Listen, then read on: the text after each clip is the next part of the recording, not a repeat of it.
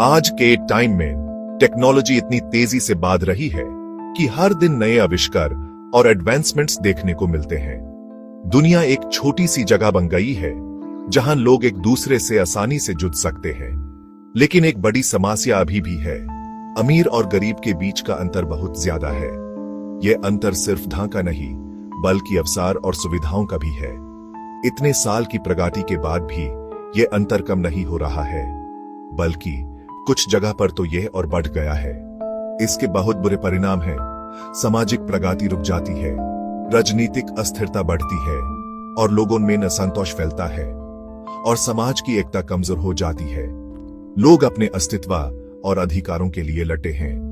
क्या हम ऐसा भविष्य देख सकते हैं जहां यह अंतर कम हो और सबको बराबरी का मौका मिले? एक ऐसा समाज जहां सब एक दूसरे के साथ मिलजुल कर रहें। इंक्लूसिव इकोनॉमी का आइडिया एक उम्मीद की किरण दिखाता है। यह एक ऐसा मॉडल है जो सबको साथ लेकर चलने की बात करता है। लेकिन इंक्लूसिव इकोनॉमी सिर्फ एक सपना नहीं है, यह एक ऐसा लक्ष्य है जो हम सब मिलकर हासिल कर सकते हैं। इसके पीछे स्ट्रॉन्ग रिसर्च और सबूत है। अर्थशास्त्री और विद्वान इस पर काम कर रहे हैं। नोबेल पुरस्कार विजेता अर्थशास्त्री डारोन असेमोग्लू, साइमन जॉनसन और जेम्स ए रॉबिन्सन का काम एक बेहतर भविष्य के लिए रास्ता दिखाता है। उन्होंने हमें दिखाया है कि कैसे संस्थाएं आर्थिक विकास को प्रभावित करती हैं और कैसे इंक्लूसिव इंस्टीट्यूशंस समृद्धि और समानता को बढ़ावा देते हैं। ये संस्थाएं ही हैं जो एक समान और समृद्ध समाज का निर्माण कर सकती हैं। हमें मिलकर इन्हें मजबूत बनाना होगा। और कैसे इंक्लूसिव इंस्टीट्यूशंस समृद्धि और समानता को बढ़ावा देते हैं, यह एक ऐसा सपना है जो हम सब मिलकर हासिल कर सकते हैं। 2024 में नोबेल कमेटी ने असेमोग्लू, जॉनसन और रॉबिन्सन को संस्थाओं और आर्थिक विकास के संबंध पर उनके काम के लिए सम्मानित किया। उनके वर्षों के रिसर्च ने हमें यह समझने में मदद की है कि क्यों कुछ देश विकसित होते हैं और कुछ नहीं। उनके एनालिसिस का मुख्य आइडिया यह है, संस्थाएं महत्वपूर्ण हैं, लेकिन सभी संस्थाएं एक जैसी नहीं होती। असेमोग्लू और उनके साथियों ने इंक्लूसिव और एक्सट्रैक्टिव संस्थाओं के बीच अंतर बताया है। इंक्लूसिव संस्थाएं समान समाज की नींव हैं। इनमें सुरक्षित संपत्ति के अधिकार होते हैं, जिसके कारण लोग और बिजनेसेस बिना किसी डर के इन्वेस्ट कर सकते हैं। ये निरपेक्ष कानून व्यवस्था को बढ़ावा देते हैं, जहां सभी के लिए एक जैसे नियम होते हैं। इसके अलावा इंक्लूसिव संस्थाएं प्रतियोगी बाजार को प्रमोट करती हैं, इनोवेशन को बढ़ावा देती हैं और नए लोगों को एस्टैब्लिश्ड प्लेयर्स को चैलेंज करने का मौका देती हैं। इंक्लूसिव सिस्टम्स के बिल्कुल उल्टा, एक्सट्रैक्टिव संस्थाएं कुछ लोगों के फायदे के लिए काम करती हैं, बाकी सभी के नुकसान पर। ये संस्थाएं अपने आप को मजबूत बनाने के लिए हम लोगों के रिसोर्सेज को अपने कब्जे में कर लेती हैं। ये संस्थाएं पब्लिक से धन निकलकर कुछ ताकतवर लोगों के हाथों में देने के लिए बनी होती हैं। ये लोग अपनी ताकत और धन का इस्तेमाल करके और भी ज्यादा धन और ताकत इकट्ठा करते हैं। संपत्ति के अधिकार सुरक्षित नहीं होते, जिसके कारण लोग करप्ट अधिकारियों या ताकतवर लोगों द्वारा शोषण के शिकार हो सकते हैं। ये लोग अपनी मर्जी से कानून का पालन करते हैं और आम जनता को दबाते हैं।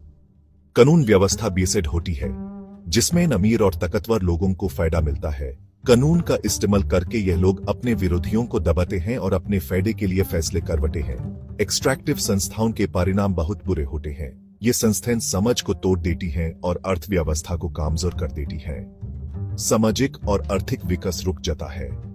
इनोवेशन रुक जाती है क्योंकि एंटरप्रेन्योर्स को डर होता है कि उनके आइडियाज चोरी हो जाएंगे या उनका बिजनेस छीन लिया जाएगा। नए विचार और नए बिजनेस को बढ़ावा नहीं मिलता। लोग अपनी पढ़ाई या बिजनेस में इन्वेस्ट करने से डरते हैं क्योंकि उन्हें पता होता है कि उनकी मेहनत का फल आसानी से छीना जा सकता है। यह भय लोगों को अपने सपने पूरे करने से रोकता है। अर्थव्यवस्था रुक जाती है और देश गरीबी और असमानता के चक्र में फंस जाता है। यह चक्र तोड़ना मुश्किल होता है और देश को पीछे ले जाता है। इतिहास ऐसे देशों के उदाहरणों से भरा पड़ा है जो एक्सट्रैक्टिव सिस्टम्स के एक कारण पीछे रह गए, जहां कुछ लोग अमीर हो गए और बाकी सब गरीब रह गए। यह देश आज भी गरीबी और असमानता से जूझ रहे हैं। सेक्शन 4, जब इंक्लूसिविटी कामयाब होती है, सफलता की कहानियां। इंक्लूसिव संस्थाओं की सफलता सिर्फ एक थियोरेटिकल कॉन्सेप्ट नहीं है। इतिहास में ऐसे कई देश हैं जिन्होंने इंक्लूसिविटी को अपनाया और सफल हुए। ग्रेट ब्रिटेन में ग्लोरियस रेवोल्यूशन इसका एक उदाहरण है। इस रेवोल्यूशन ने पार्लियामेंट्री सुप्रीमेसी एस्टैब्लिश की और राजा की शक्ति को कम किया, जिसके कारण एक ज्यादा इंक्लूसिव पॉलिटिकल सिस्टम बना। इसे आर्थिक विकास और इनोवेशन को बढ़ावा मिला। अटलांटिक के पार यूनाइटेड स्टेट्स के संस्थापकों ने भी इंक्लूसिव संस्थाओं की महत्वता को समझा। यूएस कॉन्स्टिट्यूशन, जिसमें इंडिविजुअल राइट्स, लिमिटेड गवर्नमेंट और चेक्स एंड बैलेंसेस पर जोर दिया गया है, ने एक ऐसे सिस्टम की नींव रखी जो काफी सफल रहा है। इन देशों की सफलता से पता चलता है कि सस्टेनेबल और इक्विटेबल डेवलपमेंट के लिए इंक्लूसिव संस्थान बहुत जरूरी है। Section 5 global perspective inequality in A interconnected world. Inclusive economies की कोशिश सिर्फ देश की सीमाओं तक सीमित नहीं रह सकती। आज की इंटरकनेक्टेड दुनिया में ग्लोबल इनइक्वालिटी के लिए ग्लोबल सॉल्यूशंस की जरूरत है। ग्लोबल नॉर्थ और ग्लोबल साउथ के बीच का अंतर कॉलोनियलिज्म, एक्सप्लॉइटेटिव ट्रेड प्रैक्टिसेस और ऐसे ग्लोबल इकोनॉमिक ऑर्डर का परिणाम है जो अमीर और ताकतवर लोगों को फायदा पहुंचाता है। ग्लोबल इकोनॉमिक जस्टिस के लिए हमें अपनी सोच बदलनी होगी। यह समझना होगा कि हम सब एक दूसरे से जुड़े हैं और एक देश की समृद्धि दूसरे के नुकसान पर नहीं है सकती। Human fair trade practices, developing countries के कर्ज माफ करने और ग्लोबल साउथ में एजुकेशन, हेल्थ केयर और इंफ्रास्ट्रक्चर में इन्वेस्टमेंट बढ़ाने की जरूरत है। Section 6 a conundrum, automation's potential and perils. आज हम एक नई टेक्नोलॉजिकल रेवोल्यूशन के दौर में हैं। आर्टिफिशियल इंटेलिजेंस और ऑटोमेशन हमारे लिए नई अपॉर्चुनिटीज और चैलेंजेस लेकर आ रहे हैं। ए के फायदे बहुत हैं। काम ऑटोमेटिक करके, एफिशिएंसी बढ़ाकर और इनोवेशन को बढ़ावा देकर ए आर्थिक विकास और ह्यूमन प्रोग्रेस के नए रास्ते खोल सकता है। लेकिन ए के फायदे सभी तक पहुंचने चाहिए। अगर ऐसा नहीं हुआ तो डैश ड्रिवन ऑटोमेशन इनइक्वालिटी को और बढ़ा सकता है, लोगों की जॉब्स छीन सकता है और धन कुछ टेक्नोलॉजिकली सेवी लोगों के हाथों में केंद्रित हो सकता है।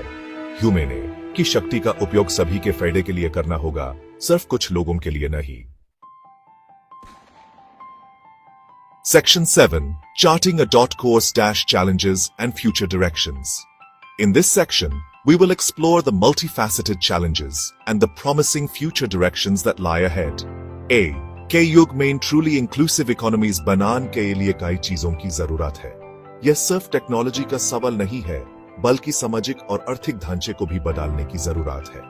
गवर्नमेंट्स को एजुकेशन और ट्रेनिंग प्रोग्राम्स में इन्वेस्ट करना होगा ताकि लोग नए स्किल्स सीख सकें और डैश ड्रिवन इकोनॉमी में काम करने के लिए तैयार हो सकें।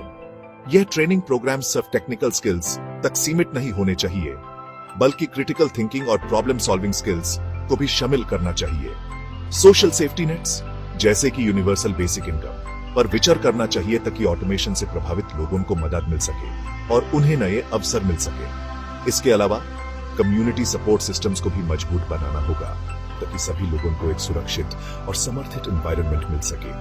ए डेवलपमेंट एंड डिप्लॉयमेंट के लिए एथिकल फ्रेमवर्क्स जरूरी हैं ताकि इन पावरफुल टेक्नोलॉजीज का उपयोग रिस्पॉन्सिबली और इक्विटेबली हो। एथिकल फ्रेमवर्क से हम इंश्योर कर सकते हैं कि का उपयोग इंसानियत के हित में हो और किसी भी तरह के भेदभाव को रोका जा सके। इंक्लूसिव इकोनॉमीज बनाना एक सफर है, एक मंजिल नहीं। ये एक लगातार चलने वाला प्रोसेस है जो समय के साथ इवॉल्व होता रहेगा। यह एक ऐसे जस्ट और इक्विटेबल वर्ल्ड की तरफ लगातार चलने का सफर है जहां हर व्यक्ति को अपने पोटेंशियल को पूरा करने का मौका मिले। इस सफर के लिए कोलैबोरेशन, इनोवेशन और फेयरनेस, अपॉर्चुनिटी और शेयर्ड प्रॉस्पेरिटी के प्रिंसिपल्स के प्रति कमिटमेंट की जरूरत है। ये प्रिंसिपल्स ह्यूमन एक मजबूत फाउंडेशन देंगे। इन प्रिंसिपल्स को अपनाकर हम टेक्नोलॉजी की शक्ति का उपयोग इनइक्वालिटी को कम करने और एक ऐसी दुनिया बनाने के लिए कर सकते हैं जहां सभी को प्रगति करने का मौका मिले। यह दुनिया एक ऐसी जगह होगी जहां हर व्यक्ति अपने सपनों को साकार कर सके और एक समृद्ध और समर्थित जीवन जी सके।